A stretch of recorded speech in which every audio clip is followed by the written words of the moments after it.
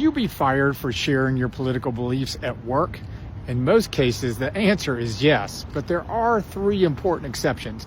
Hi, I'm Tom Spiegel with the Spiegel Law Firm. We help people who've been fired or afraid they might be in Virginia, Maryland, Washington, D.C., North Carolina, and California.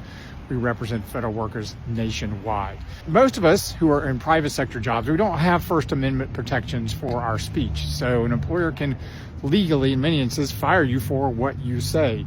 But here are three exceptions. Number one, you live in about a dozen states that offer some protection for political speech under state law.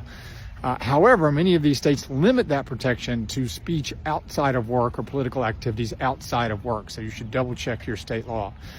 Number two, you are discussing a matter related to worker pay or safety. These are all covered under the National Labor Relations Act, whether you are in a union or not.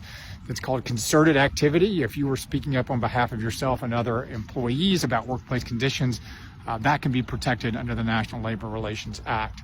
Number three, you work for a state or federal government.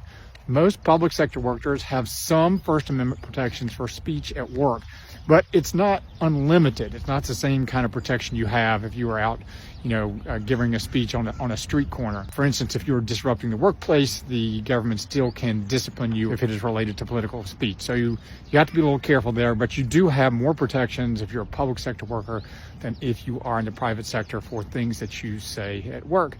So think twice about sharing your political beliefs at work.